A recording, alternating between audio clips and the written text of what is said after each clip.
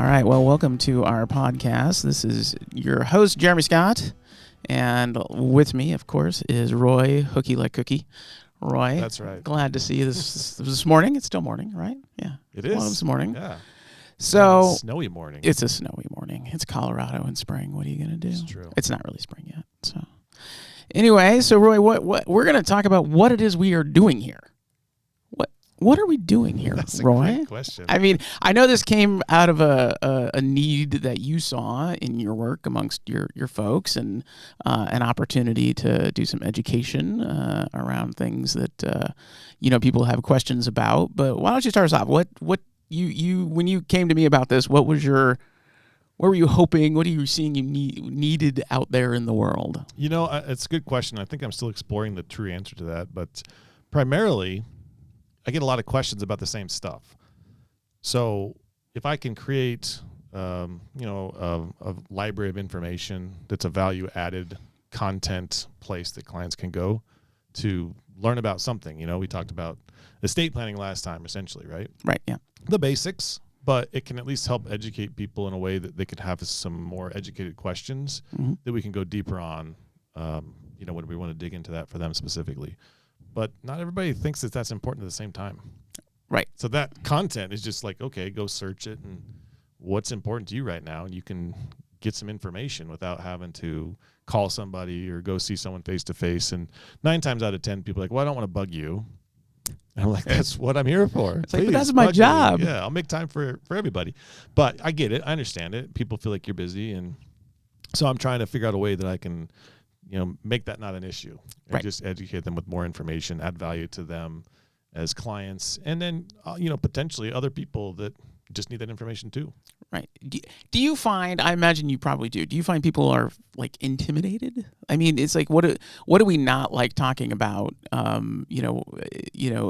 Finances and money have to be like right up there as like in the top 10, like probably with like, religion, politics, and sex, right? The things we don't want to talk about. Yeah. Right. I mean, but people's finances, they probably, do you find, I know I felt that way, Well, it's interesting. One of the things I feel like people feel is embarrassed for some reason. Okay. And that's something that hopefully we can get them educated without feeling embarrassed, which they shouldn't feel embarrassed anyways, because everybody's situation is different and just life took you where it took you. Maybe you made some bad decisions, because guess what? Everybody did, right? We've all made bad decisions with money at some point in time. Right. Uh-huh. So it's you want a list? I can give you a list of all the places where I'm like, dang, I wish I had that back. Right. And are we going to continue to make bad decisions, or are we going to kind of look ourselves in the mirror and work on that, like every area of our lives, right? Right. So that's actually probably the biggest area that people just kind of feel embarrassed to disclose that. And I really try and make sure people don't feel that way with me. And I hope that people don't feel that way with me.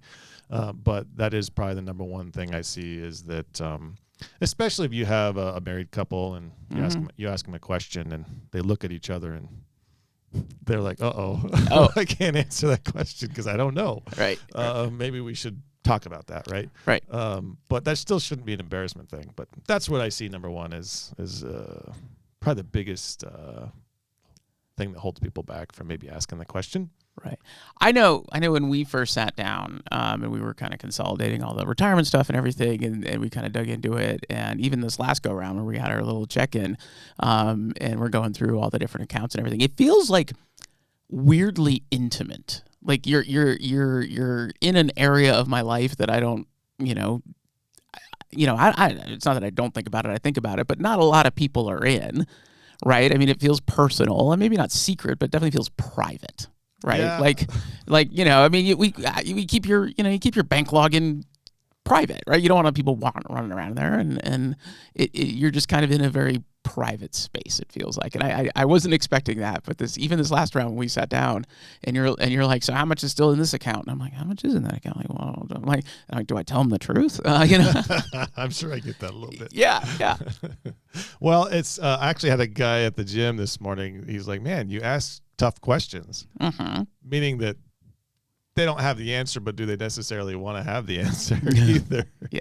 But that, that's part of, I tell people working with a financial advisor like me, because I'm a planner, I'm probably the closest person to you personally beside your spouse, because I know the most. Yeah. You know, and it'll never be repeated, of course. You know, the confidentiality piece is a huge piece of that, but I'm the most intimate thing that you have in your life besides your spouse or significant other. Right. Well, and again, I remember from our conversation, and it's just like, you know, and I have important things that I've never been, no other person has ever asked me. Like, you know, like, what is your goal with this little piece of money over here? And I'm like, well, it's there so I can sleep at night. You know, and I think I told you that about one of the things. I was like, yeah, I don't really have a plan for it. I just like it. I like knowing it's there. Sleep at night money is very important. And I was like, this is not going to be a good answer, but you were very affirming about that, and I appreciate that. Well, it's so money is emotional.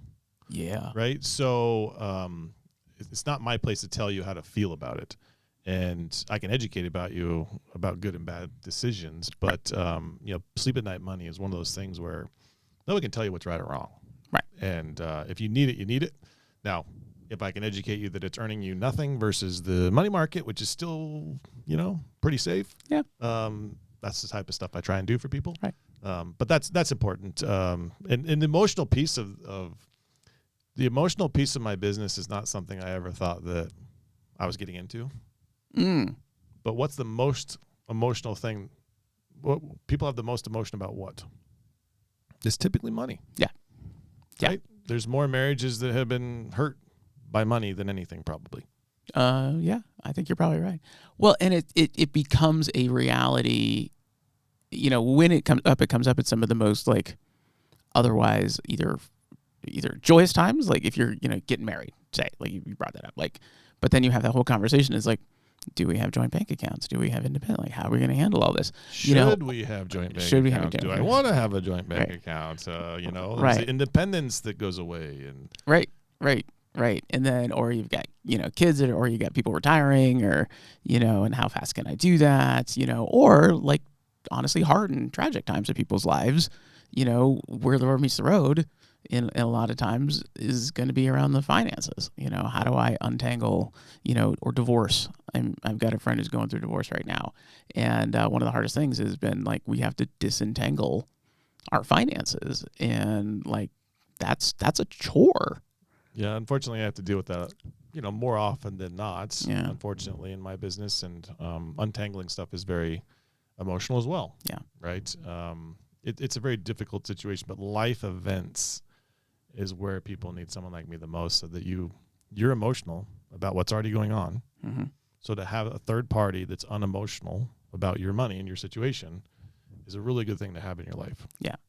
And non-judgmental, right? Like, I'm not here to tell you what decision you're making. I'm just here to make sure that the financial decisions we're making are sound for your future. Right. Right. And we're not going to blow that money on a cruise or something. Right. Like, we really shouldn't do that right now. Right. We need to be thinking about this a little bit. Yeah. Well, maybe it depends where the cruise is too. Well, yeah. How long it's been, but yeah. Well, and I do wonder too about like, and as far as like this goes and the educational pieces, again, I'm just probably more speaking for myself. I think there is an intimidation side of it too, because, you know, the market and things like that. I mean, it's a whole other language, you know, it feels like, and there's a lot out there about it, and you don't know what to trust, and you don't know what's what, and so there's probably a lot of like set it and forget it. You know, it's like, well, I contribute to my 401k, and that's what I know how to do, and otherwise, I just it becomes big fast and kind of overwhelming. I think for some people, fast if they do, but it also doesn't seem like it's actually really at the end of the day all that complicated. Yeah, it's the basics that we like that I as like a lay person. I mean, you obviously need to know a whole lot more, but what I need to know about my stuff and my retirement and my savings and all that is actually fairly understandable with just a little bit of effort. Yeah, you really need to know what stage of life you're in. Mm-hmm. Am I in accumulation phase of my life, or am I in the distribution phase of my life? That's literally the phases of life that we're going to have in regards to our money, right? We're saving for our future, right? I have the saying that you want to live today but plan for tomorrow. Mm-hmm. And that's what we're trying to do in the accumulation phase. And then the distribution phase is a little bit different of a beast, right? Because now we're on a fixed income. How do we deal with that? Now I'm a little bit emotional about that a little bit too, because I don't feel comfortable when I've always had a paycheck my whole life. Oh, yeah. Right? So understanding your phase of life is going to really help you. So what do I need to be doing? Do I need to have an emergency fund? Yes, always. Mm-hmm. Do I need to have life insurance? Well, I don't know. What kind of debts do we have? Right? What's important? Do we have people that are depending on your income if something happened to you, and those kinds of questions, right? And that's what you're thinking through in the accumulation phase of life. Of worst case, what happens? Right. How much do I need to be saving for my future? Right? And is it going to take me where I want to go or not? Right. You know, and there's more to it than just that, but largely that's the simplicity you're talking about. Yeah. Right. And then when you get to the distribution phase of life, it's like, okay, I've saved. Now, what and how do I do this going forward? Right. Do I need life insurance? Well, maybe. Do you want to leave a legacy? Right. It's a different conversation at that point in your life. Maybe if you do have debt still, which I hope you don't by the time you get to retirement. But some people do. Yeah. So we got to make sure that that's covered. And the worst case, I call it the what ifs, right? What if you lose your job? What if you lose your health? What if you lose your life? Let's cover those first. Right. And then we can figure out the rest of that based off of how do you want to live your life? Right. What's important to you? Is giving important? Right. You know, you being a pastor, right? So that's something that people talk a lot about. Yeah. Is giving. Absolutely. Absolutely. So the one thing, my big aha from our last check-in was, the long-term care planning, and and needing to think about, oh yeah, I mean that's where that's for a lot of people. That's where we're heading. God willing, we live long enough. I mean, we're going to get to a point in life where we're going to need more care than. So I visit a ton of people in long-term care facilities, and it's always a stress.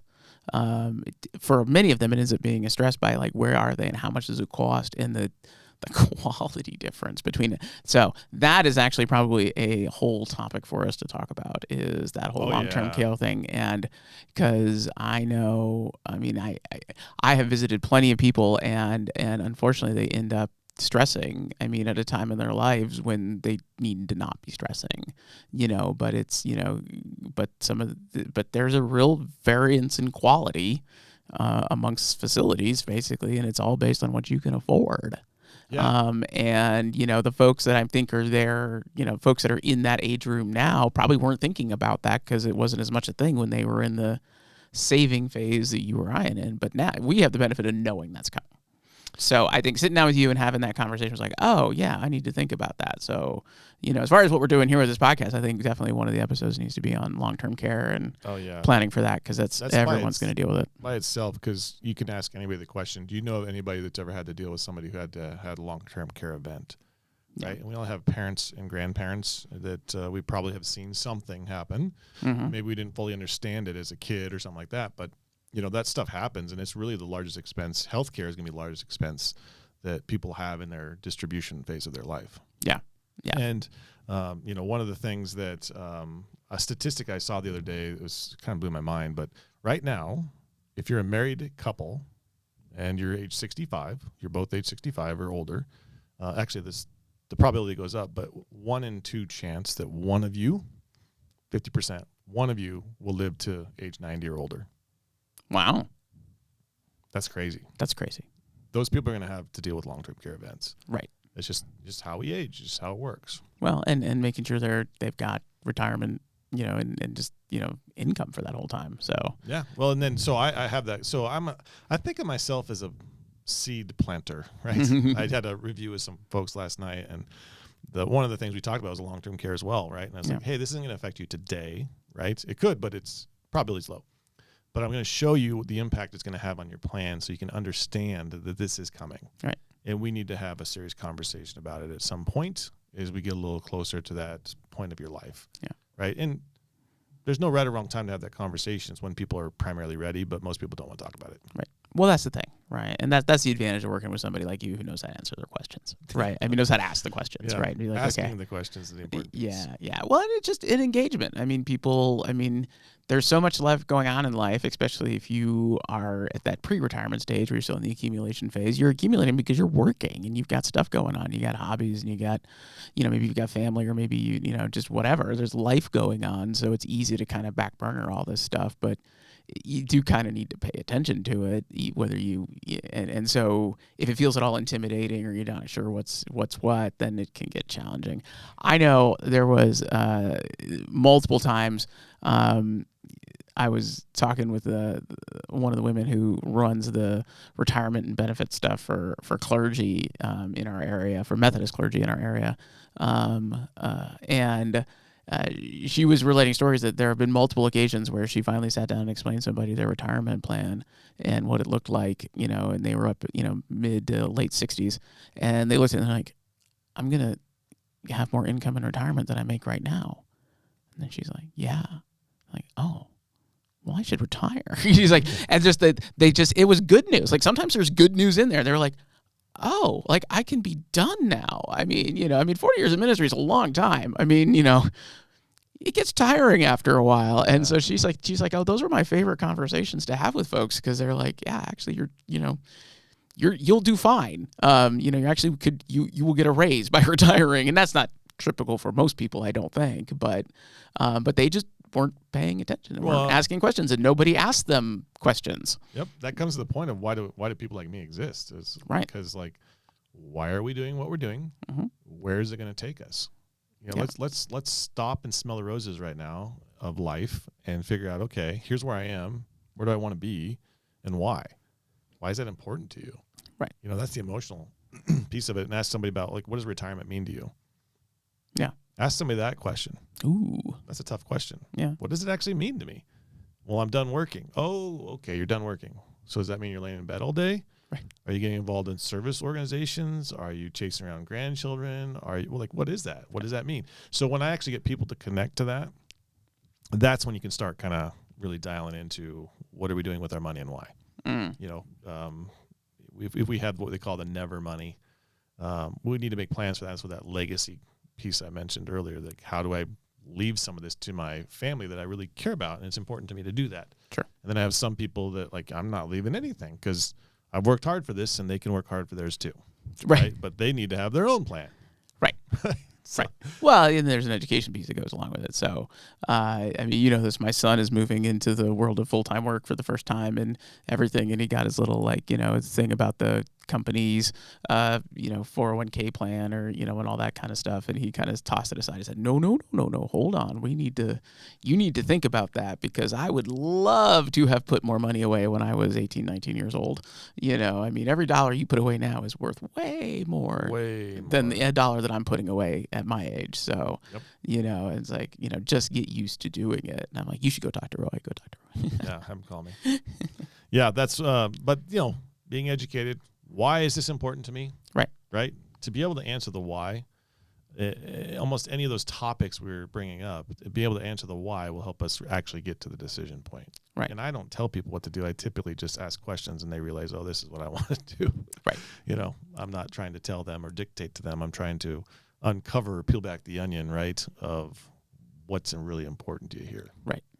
And I think the other thing is helpful is to understand, like, what do you actually need to worry about, and what is it you really don't need to worry about. Yeah. We live in a 24-hour news cycle kind of world, and and there's no end of things to be anxious about, or group people who want us to be anxious about whatever. And one of the ways that they do this is make anxious about the finances and our finances and what the market's doing, and all these sorts of things, and to know like what of that actually matters and what probably doesn't, because long term, that whole investing for the long term, and those kinds of things. I think kind of doing that, helping people with that is important to understand. Like, this is, if you want to worry about something that's actually important, and not just what the news tells you to worry about. I think our society as a whole has done a really good job of understanding that investing is something that's real and that should really be done for your future. Yeah. Because I talked to a lot of people and they just like, well, I don't know, I just put it away and I don't look at it.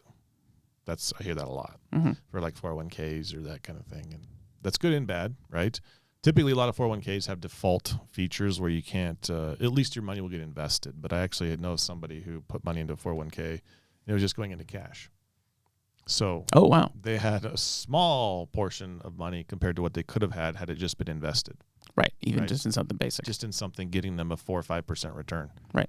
And so we don't want to put our heads in the sand. We want to be educated. Our eyes need to be open to what we're doing and why we're doing it. And helping do that on this podcast is really the point.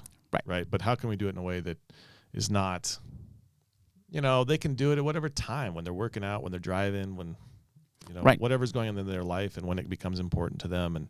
And then they can really digest it. Maybe I find a lot of people do a lot of research nowadays.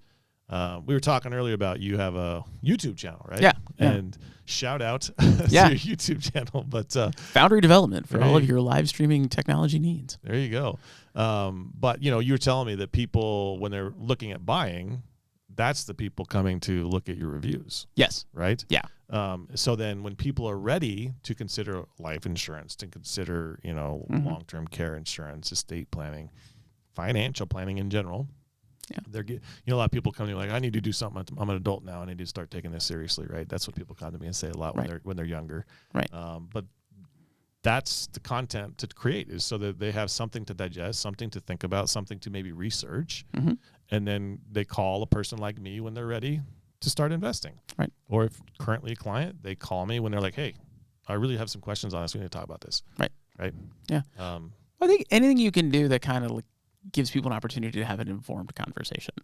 Right. I mean, I'm sure you've sat down and had plenty. Probably the same conversation 20 times, and you'll have it 20 more times. I mean, and that's fine. I know you're more than happy to do that, but I know I feel better if I feel like I'm coming into a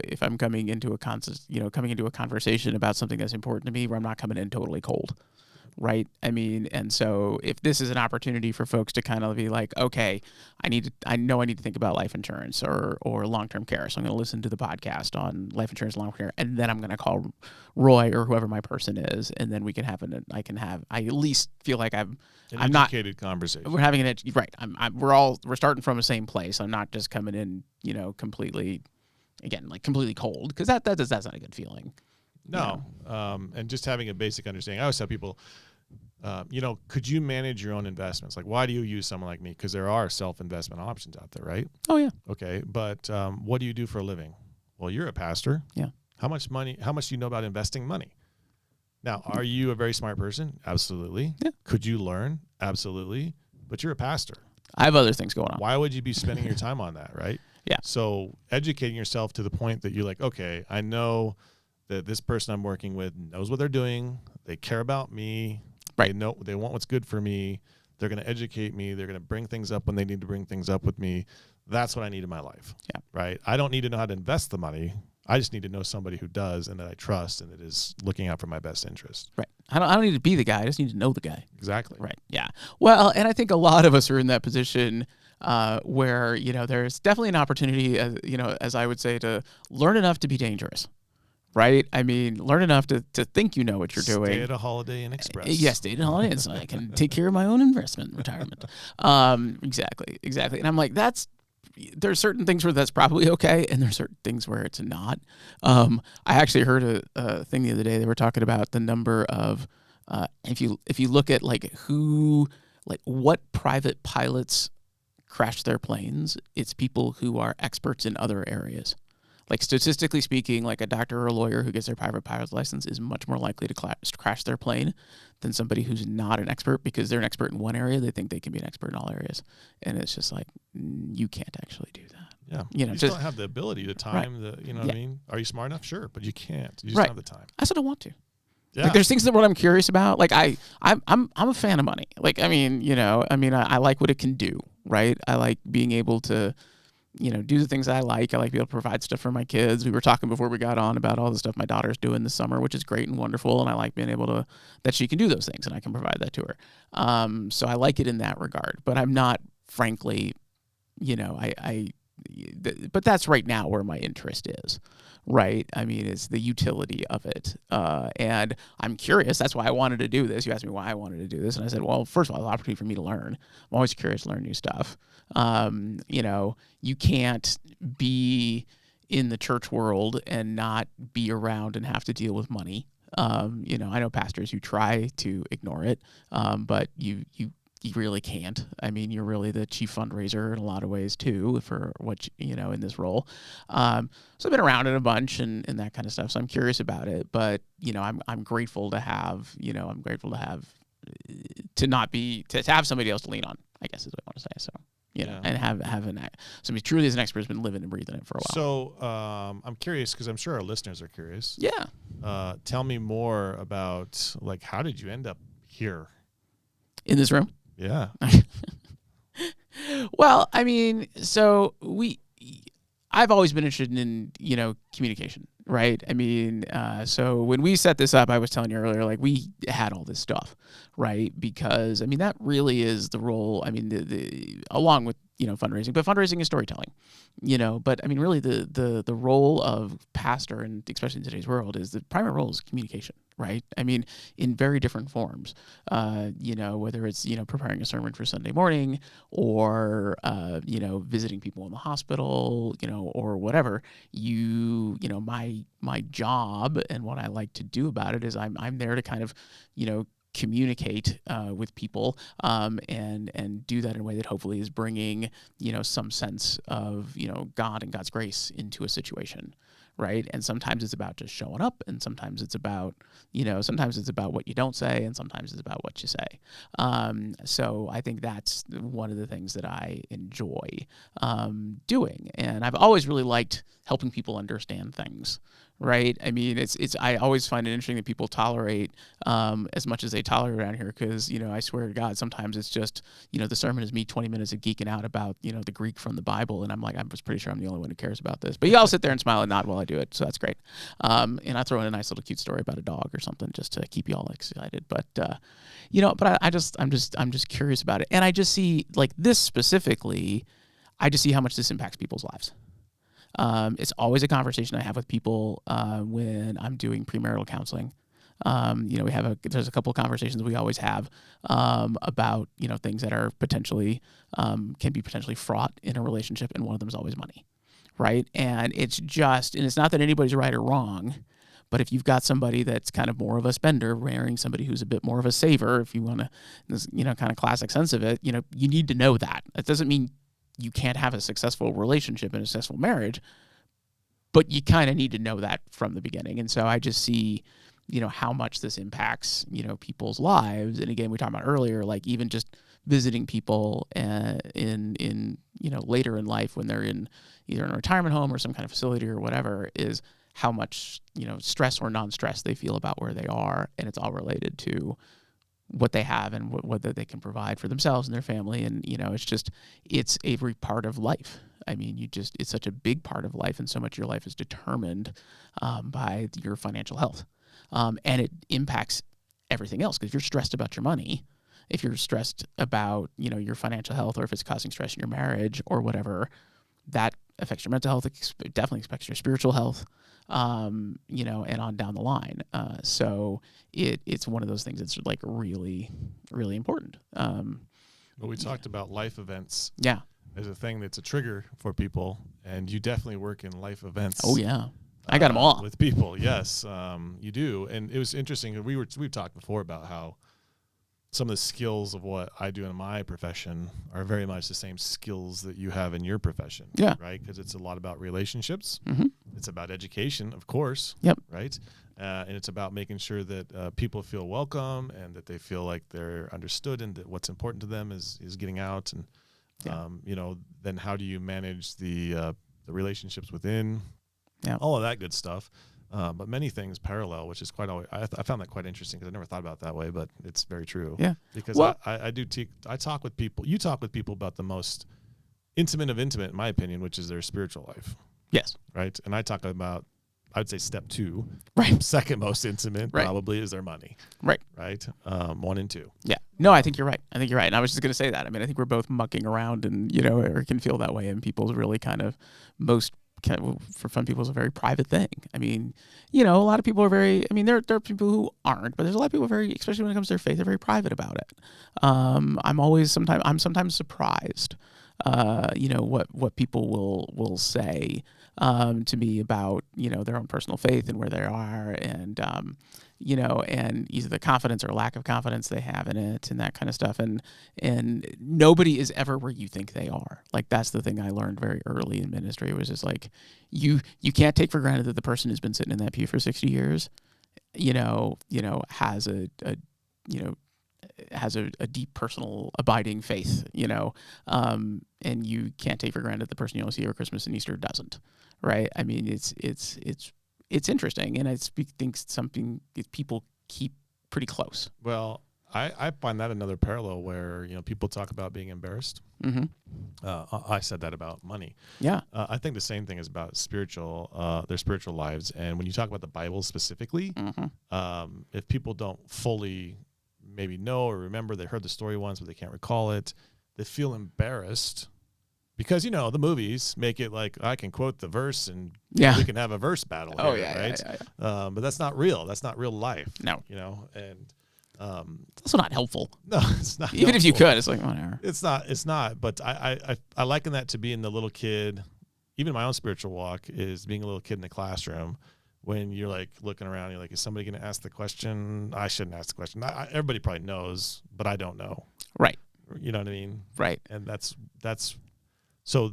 This podcast will hopefully take care of that on the financial side, but I understand how you have that on the spiritual side as well to deal with. Yeah, because people misunderstand. I mean, I think they think that being a person is like being like, well, I've got 16 scriptures in my back pocket that I can pull out at any moment, or I've read the Bible front to back, or or that whatever. Makes you better. Yeah, I've got such and such memorized, and it's just like, and honestly, for a long time we taught that to people. I mean, we had a conversation the other day. We do in our tradition, obviously, we do confirmation when somebody gets to be kind of a young mid-teen, and that's when they can join the church.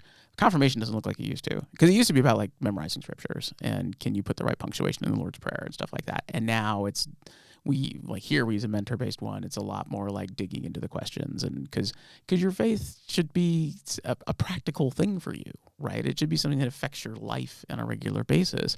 And I think in the same way that your finances do the same thing. I mean, you may not want to think about it all that much, but you do kind of need to engage in it, because you need to know is like, okay, I want the new car, but can I have it?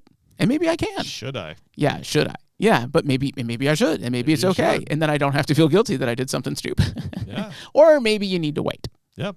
I do have a lot of people that call me and ask me that question, like, hey, I'm thinking about doing this. Does this make sense? And when I tell them, yes, absolutely, you should, they walk away, right. all giddy, because they're like, all right, I get to do that fun thing that I want to do, because they've sacrificed in a lot of ways to get there. Yeah. But it is interesting to me to to now see from your perspective a little bit more clearly on a lot of our stuff is quite aligned. Mm-hmm. And I appreciate you being, I wanted to do this. Yeah. I didn't know how. Oh, well. Right. So for the fact that you kind of like, well, let's just do it. Yeah. Right. You're like, are we going to do this? Are we going to do this? I really want to do this. Right. And we just did it. Yeah. And, this is the second one. Yeah. Good or bad, whatever. Yeah. But it's going to be fun. It's going to be an adventure. Hopefully it's going to be educational. Having fun is really important to me, and I know it's important to a lot of people, but if you're not having fun in life, what are you doing? Right. Well, and I think there's a lesson in there too. It's like, sometimes you just got to do stuff. Like the worst case is it doesn't work. Like the worst case is I've hit delete on this file because it's not very good. And like, that's not too bad. Nah. Otherwise, I mean, I got to spend an hour with my friend. Like there's nothing wrong with that. Exactly. But I think in the valuing of the fun. I mean, I do get, it's funny, I get questions every once in a while, or people get really sheepish if they've done something that maybe they think is maybe not the best thing, and they're like sheepishly admit like, yeah, I buy XYZ, whatever it is, or I bought XYZ, and like, I didn't really need it, but I'm like, well, is it going to bring you joy? Like, because right now it doesn't sound like it's bringing you joy if you're feeling guilty or bad about it. Like, did you like fail to provide, adequate clothing to your children because you did this? No. Then, it's like, it's okay. Like this came up in our book study the other day about, I was with a bunch of my wife's friends at one point who were all in the medical profession, and they're like, we were having a good time, and they're like, you're a lot of fun for a pastor. And I'm like, well, how many pastors do you know? But honestly, yeah, we're allowed to have fun. Like fun's okay. Yeah. You're allowed to do things that bring you joy.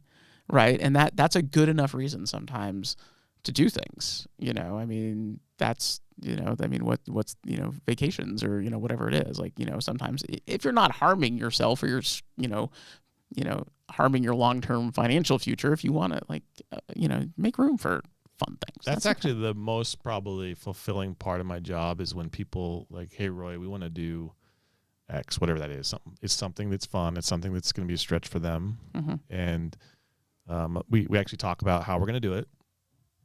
What do we need to do to save to make sure that this happens, or where do we have to cut back potentially? Yeah. But when actually people get there, it's so fulfilling to see them like they're actually doing something that they had to sacrifice for, but it was really important to them.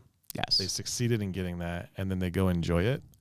Yes. That is very, very fulfilling for me to be a part of that and help people do that. Yeah. That is fun to me. Yeah. And you want to enjoy it. I mean, and then you can enjoy it and then give yourself permission to enjoy it. Right. There's no guilt. Just go and enjoy the fruits of your labor. Right. Well, I'm looking forward to this and where it goes. I think if anybody's listening to this, they probably know you, maybe me, but they probably definitely know you. So I think if people have questions or topics they want us to cover, I know we've come up with brainstorm a list, even some right here that are, and you have a decent understanding of the kind of questions you run into on a regular basis. But this could also be an interesting opportunity for people to ask questions, maybe that they're a little embarrassed to ask you in person or whatever that they want to, that would be good to cover as well. So I think that's a good invitation to make to folks. Absolutely. Just general stuff and whatever it is, because it's one of those things, again, being that kid in that classroom looking around, like ask the question, please ask the question. Cause I guarantee you there's other people that don't know. Right. So if it gives us an idea, a catalyst for something that we can have a conversation around, that'd be fantastic. Another fun thing to consider is we don't know what to call this thing yet. We're calling it the podcast. The podcast. Right? But we need to have a name of some sort, which is kind of fun, right? We're going to name it when we figure out the right one, but we don't know what that is yet. Yeah. So we're kind of having fun with that. So if people who are listening to this have any suggestions there, depending on when you're listening to this. Right. Or if it has a name, that we came up with something. Yeah, that we got to the point where something made sense. Yeah. Yeah. All right. Well, I'm looking forward to it. I like I said, Roy, I think this is a good thing. And I think anytime we have the opportunity to help people, take the mystery out of something that's deeply important to us all, to some degree or another, because it just defines so much of what it is, what we can do in life and, and what we want to do. So, and education is good. And I think hopefully people will learn that it's not as intimidating as it feels. Maybe it's just me that felt intimidated by it, but I don't think so. But it doesn't have to be. So I like that. That's right. All right. Well, thank you for joining us and hanging out with us for a little bit of time, and looking forward to doing it again soon. Please note the information provided is for informational purposes only and should not be considered personalized professional advice. Always consult with a qualified expert before making any decisions or taking any actions based on the information shared. Roy Hucke is an employee of Credentialed Wealth Advisors, LLC, an SEC-registered investment advisor, and may maintain positions in the securities discussed. All opinions expressed are Roy's and do not necessarily reflect the opinion of CWA.